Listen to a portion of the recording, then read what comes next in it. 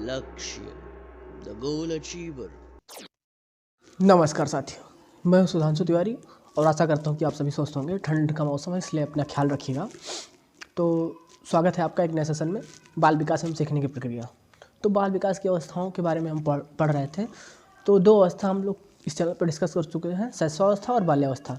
तो जिन लोगों ने वो दोनों वीडियो नहीं देखा है, आप लोग से रिक्वेस्ट है चैनल पर जाइए, उस चैनल को सब्सक्राइब करिए तथा चैनल को ज़्यादा से ज़्यादा सपोर्ट करिए और दोनों वीडियो देख लीजिए। और इस चैनल पर विभिन्न विषयों के कई टॉपिकों की वीडियो पड़ी हुई है, तो आप लोग उसको वीडियो को देखिए और ज़्यादा से ज़्यादा शेयर कीजिए, जिससे कि कोई भी शिक्षा से अछूता ना रहे।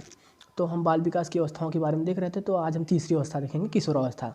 शैशवावस्था और बाल्यावस्था हम दोनों देख चुके हैं। वैसे बाल विकास की और भी अवस्थाएँ होती हैं, लेकिन हमें बाल विकास एवं सीखने की प्रक्रिया जो पाठ है, इसके अंतर्गत हमें अवस्थाएँ पढ़नी है। तो इसके अंतर्गत तीन ही अवस्थाएं होती हैं, जन्म के उपरांत, शैशवावस्था, बाल्यावस्था और किशोरावस्था। तो किशोरावस्था के बारे में हम पढ़ेंगे आगे। चलिए देखते हैं। किशोरावस्था जो है मानव विकास की तीसरी अवस्था है। इस अवस्था में बालक की नसों में ज्वार उठने लगता है, यानी बालक के अंदर ऊर्जा का भंडार अधिक मात्रा में होता है, वो कुछ भी करने की क्षमता रखता है। यह अवस्था बाल्यावस्था तथा प्रौढ़ावस्था के बीच का संधिकाल है, यानी ये जो है बाल्यावस्था के बाद की अवस्था है और प्रौढ़ावस्था के पहले की अवस्था है। तो इसे किशोरावस्था को संधिकाल भी कहते हैं, बाल्यावस्था और प्रौढ़ावस्था के बीच का। किशोरावस्था को जीवन का सबसे कठिन काल भी माना जाता है। ये उथल पुथल की भी अवस्था है। स्टैनले हॉल ने इस अवस्था के बारे में बताया था कि ये उथल पुथल की अवस्था होती है। इसमें हमारे अंदर कई प्रकार की भावनाएं आती हैं। सबसे कठिन अवस्था इसे माना जाता है। ये अवस्था 12 से 18 वर्ष की होती है। ये समय पीरियड याद रखेंगे, 12 से 18 वर्ष की अवस्था को किशोरावस्था कहते हैं। किशोरावस्था को जीवन का बसंत काल भी कहा गया। किशोरावस्था के बारे में सबसे महत्वपूर्ण अवस्था जीवन की सबसे महत्वपूर्ण अवस्था होती है, क्योंकि इस समय हमारे शारीरिक और मानसिक कई परिवर्तन होते हैं। हमारा मानसिक विकास लगभग 80% कंप्लीट हो चुका होता है और कई प्रकार की भावनाएं होती हैं। मतलब ये सबसे कठिन काल भी माना गया है, सबसे बसंत काल भी माना गया है। अगर ये अवस्था आदमी, कोई भी बालक हो या बालिका हो, अगर इस अवस्था का सदुपयोग कर लेता है तो उसका जो है आने वाला जीवन निश्चित रूप से बहुत ही सुगम और सरल हो जाएगा। तो आगे देखते हैं किशोरावस्था के बारे में। यह अवस्था तूफान और झंझावार की अवस्था है। इस अवस्था के बारे में तीन परिभाषाएं आप लोग देख चुके हैं कि ये जो है बसंत काल है, सबसे कठिन काल भी है, और ये तूफान और झंझावार की अवस्था है। किशोरावस्था को अंग्रेजी में एडोलसेंस कहते हैं, जो कि लैटिन भाषा के एडल्सेयर से बना है, जिसका अर्थ होता है परिपक्वता की ओर बढ़ना, यानी एडल्सेयर यानी मेच्योरिटी की ओर बढ़ना। इसका मतलब होता है, जो लैटिन भाषा के एडल्सेयर से बना है, एडोलसेंस, यानी किशोरावस्था को एडोलसेंस कहते हैं। एडोलसेंस जो है लैटिन भाषा के एडल्सेयर से बना है, जिसका अर्थ होता है परिपक्वता की ओर बढ़ना, यानी मेच्योरिटी उसके अंदर आ जाती है, समझ आ जाती है। सांस्कृतिक एवं वातावरणीय भेद के कारण किशोरावस्था के विकास की अवधि में कुछ अंतर पाया जाता है। यानी ये आपका जो वातावरण, यानी जगह के अनुसार और सांस्कृतिक पर्यावरण के अनुसार भी उसमें किशोरावस्था में विकास के कुछ अंतर होते हैं। जैसे आप देखिए, शीत प्रधान देशों की अपेक्षा गर्म प्रधान देशों में बच्चे में किशोरावस्था शीघ्र आरंभ हो जाती है। यानी जो ठंडे प्रदेश हैं वहाँ पे शीघ्र किशोरावस्था नहीं आरंभ होती है, और गर्म प्रदेशों में किशोरावस्था जल्दी आ जाती है बच्चों की। ये इंपॉर्टेंट पॉइंट है। इससे हमें पता चलता है कि वाकई में वातावरणीय भेद और सांस्कृतिक भेद के कारण किशोरावस्था की अवधि में अंतर होता है। यानी गर्म प्रदेशों में जो है किशोरावस्था जल्दी आ जाती है और शीत प्रदेशों में देर में आती है। बालकों की तुलना में बालिकाओं में किशोरावस्था जल्दी शुरू हो जाती है। आप लोगों ने देखा होगा कि किशोरावस्था यानी बालिकाओं में शारीरिक परिवर्तन होने लगते हैं इस अवस्था में, तो उनके अंदर किशोरावस्था जल्दी आ जाती है। इसका कारण ये भी माना जाता है कि बाल्यावस्था में उनका वजन ज़्यादा रहता है बालकों से, तो इसलिए उनके अंदर किशोरावस्था आ जाती है। चलिए आगे देखते हैं। परिभाषाएँ। सबसे इंपॉर्टेंट सेशन होता है पूरे सेशन का कि परिभाषाएँ, जिस भी अवस्था की जिस भी मनोवैज्ञानिक ने जो भी परिभाषाएँ दी हैं, सबकी परिभाषाएँ बहुत इंपॉर्टेंट हैं और ये पूछी जाती हैं। जैसे पूछ लेगा स्टैनले हॉल का कथन क्या है किशोरावस्था के बारे में, रास का कथन बताइए। तो सबकी परिभाषा बहुत ध्यान से देखेंगे हम लोग, क्योंकि सबसे इंपॉर्टेंट यही होता है, पूरे सेशन का निचोड़ यही होता है। स्टैनले हॉल के अनुसार जो है किशोरावस्था की परिभाषा है कि किशोरावस्था एक नया जन्म है, क्योंकि इसी में उच्चतर एवं श्रेष्ठतर मानव विशेषताओं के दर्शन होते हैं। और दूसरी परिभाषा है किशोरावस्था बड़े संघर्ष, तनाव, तूफान और विरोध की अवस्था है। तो ये जो दूसरी वाली परिभाषा है आप लोग देख रहे हैं, किशोरावस्था बड़े संघर्ष, तनाव, तूफान और विरोध की अवस्था है। ये हमने देखा है कई बार, कई परीक्षाओं में पूछा गया है, जहाँ से भी पेडालॉजी प्रश्न पूछे जाते हैं। दोनों परिभाषा स्टैनले हॉल की इंपॉर्टेंट है। और स्टैनले हॉल की परिभाषा चाहे वो शैशवावस्था, किशोरावस्था, बाल्यावस्था, चाहे जिस अवस्था की हो, सब सब अवस्थाओं में स्टेनले हॉल की परिभाषा बहुत ही इंपॉर्टेंट है, तो इनकी परिभाषा दोनों याद रखेंगे। और विशेषकर ये किशोरावस्था बड़े संघर्ष, तनाव, तूफान और विरोध की अवस्था है। अगली परिभाषा है रास के अनुसार। किशोरावस्था शैशवावस्था की पुनरावृत्ति होती है, यानी जो जन्म के समय पहले, जन्म के तुरंत बाद विकास की पहली अवस्था शैशवावस्था होती है। इन्होंने बताया था कि किशोरावस्था शैशवावस्था की पुनरावृत्ति होती है।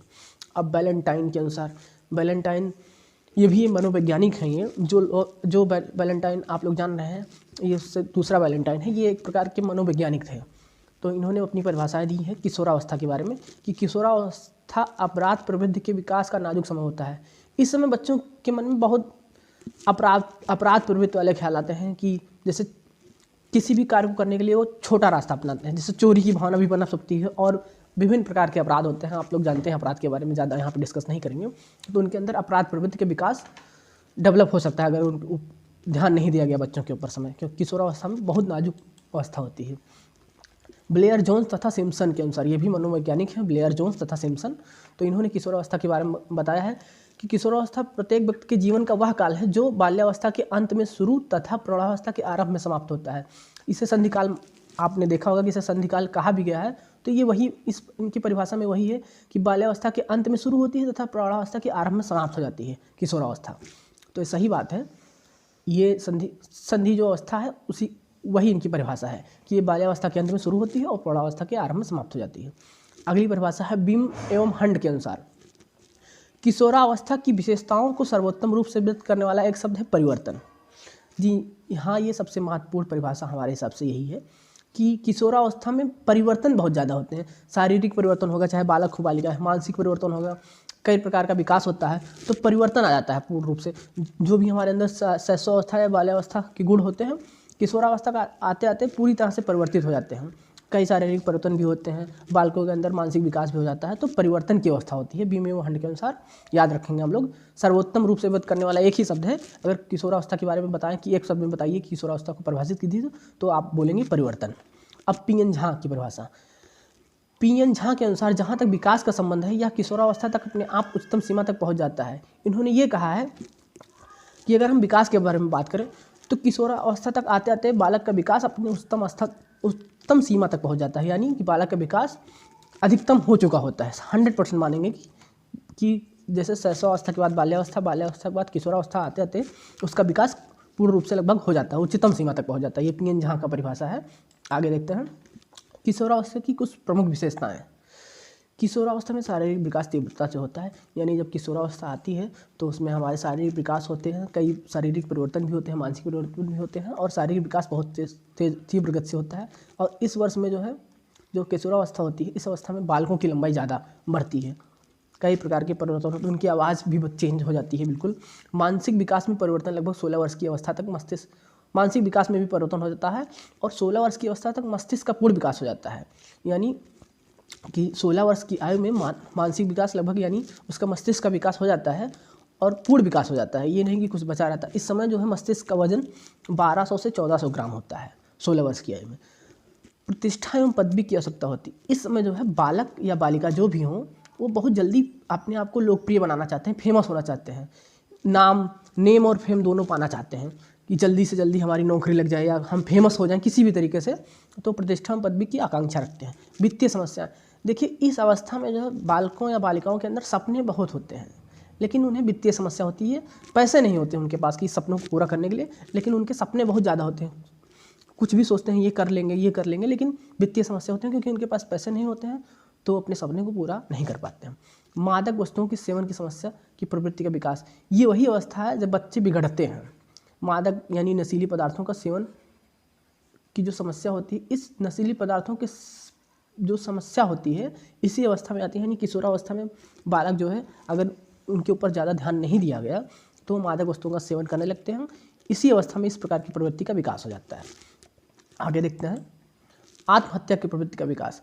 देखिए ये आप लोग जो भी किशोरावस्था से गुजर रहे होंगे या जो गुजर चुके होंगे, ये वो लोग महसूस कर रहे होंगे कि ये जो भी विशेषताएं बताई गई हैं सब इम्पोर्टेंट हैं और आपने महसूस किया। आत्महत्या की प्रवृत्ति का विकास, अगर बालक को कुछ भी कह दिया जाए तो उसके अंदर यही भावना आती है कि हम नुकसान पहुंचाने की कोशिश करता है अपने आप को। आत्महत्या की प्रवृत्ति का विकास हो जाता है। घनिष्ठ मित्रता होती है। इस समय जो किशोरावस्था की मित्रता होती है घनिष्ठ होती है, एक दूसरे के प्रति समर्पण की भावना होती है। व्यवसाय की चिंता, यानी इस समय वो अपने आप को किसी न किसी व्यापार में लगाने की सोचता है कि आगे जीवन का क्या होगा, अपने गोल को निर्धारित करता है कि भविष्य में उसे क्या करना है। कल्पना का बाहुल्य, इस समय जो है वो बहुत कुछ सोचता रहता है कि ये भी कर सकते हैं हम, ये भी कर सकते हैं। उसके वो अपने आगामी जो जीवन है उसको सफल बनाने के लिए विभिन्न विभिन्न मार्गों में जाने की कोशिश करता है, यानी कल्पनाओं का बाहुल्य उसके अंदर होता है। विषमलिंगी आकर्षण, ये महत्वपूर्ण पॉइंट है। ये वो अवस्था है जिसमें हम, अगर बालक है तो बालिकाओं के प्रति वो आकर्षित होगा, और बालिकाएं हैं तो बालक के प्रति आकर्षित होती हैं। विषमलिंगी आकर्षण होता है। ये लोग, आप लोग इसको ज़्यादा अच्छे से समझ पाएंगे। और समाज सेवा की भावना को महत्व देना, यानी इस अवस्था, यानी जो किशोरावस्था होती है उसमें बालक जो है समाज सेवा की भावना को बहुत महत्व देता है।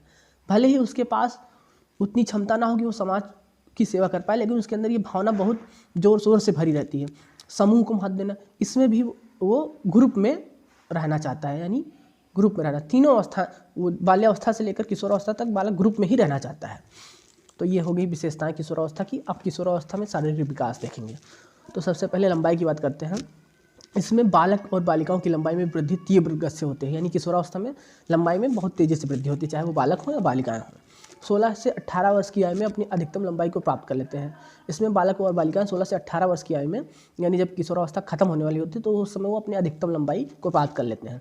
इस अवस्था में बालक की लंबाई बालिकाओं की लंबाई से औसतन 10 सेंटीमीटर अधिक होती है। यानी हमने देखा जो बाल्यावस्था होती है उसमें जो है बालिकाओं की लंबाई बालक से अधिक होती है, लेकिन किशोरावस्था आते आते बालक की लंबाई बालिकाओं से औसतन 10 सेंटीमीटर अधिक हो जाती है। मस्तिष्क का पूर्ण विकास हो जाता है, यानी इस समय मस्तिष्क का वजन किशोरावस्था के अंत तक 1200 से 900 ग्राम हो जाएगा। याद रखेंगे, मस्तिष्क का पूर्ण विकास हो जाता है इस अवस्था में। इस अवस्था में अवस्थीकरण की प्रक्रिया पूर्ण हो जाती है तथा हड्डियों की संख्या 206 हो जाती है। यानी इस अवस्था में अस्थिकरण है, माफ़ कीजिएगा, अवस्थीकरण नहीं अस्थिकरण है। इस अवस्था में अस्थिकरण की प्रक्रिया पूर्ण हो जाती है तथा हड्डियों की संख्या 206 हो जाती है, यानी हड्डियों का पूर्ण रूप से विकास हो जाता है। जो हड्डियाँ ज़्यादा होती हैं वो नहीं रहती हैं, और जो अब आगे जीवन भर जो हड्डियाँ रहेंगी हमारे साथ रहेंगी, उन सभी हड्डियों का विकास हो जाता है, यानी 206 हो जाती हैं। हड्डियों की संख्या शरीर में 206 होती है, ये भी याद रखेंगे। आगे इंपॉर्टेंट है, थायराइड ग्रंथि के सक्रिय होने के कारण किशोर की आवाज़ में भारीपन तथा किशोरी की आवाज़ में कोमलता आती है। ये जो किशोरावस्था में जो किशोर की आवाज़ कहते हैं कि उसकी आवाज़ चेंज हो रही है, चाहे किशोर की आवाज़ में भारीपन हो जाता है, एक अजीब आवाज़ हो जाती है किशोरावस्था में। किशोरों की आवाज़ एक गुर्राहट टाइप की या बहुत भयानक आवाज़, अच्छी नहीं लगती है उस समय। तो वो किशोर की आवाज़, उसमें भारीपन तथा किशोरियों की आवाज़ यानी लड़कियों की आवाज़ में कोमलता आ जाती है, तो थायराइड ग्रंथि के कारण होती है। थायराइड ग्रंथि इस समय किशोरावस्था में सक्रिय हो जाती है, ये इंपॉर्टेंट पॉइंट है। किस ग्रंथि के सक्रिय होने के कारण बालक की आवाज़ में भारीपन तथा बालिका की आवाज़ में कोमलता आ जाती है? तो थायराइड ग्रंथि के कारण। ये क्वेश्चन इंपॉर्टेंट है। इस समय धड़कन की गति 72 बार प्रति मिनट हो जाती है। ये आपका, ये भी दोनों इंपॉर्टेंट है। किशोरावस्था पर सर्वाधिक अध्ययन स्टेनले हॉल ने किया था। ये स्टेनले हॉल ये मनोवैज्ञानिक थे, इन्होंने अपना अध्ययन जो है जीवन का 90% अध्ययन किशोरावस्था पे किया है। किंग ने कहा है, जिस प्रकार एक ऋतु का आगमन दूसरी ऋतु के अंत में होता है, किंतु पहले ऋतु में दूसरी ऋतु के आगमन का लक्षण दिखाई देने लगता है।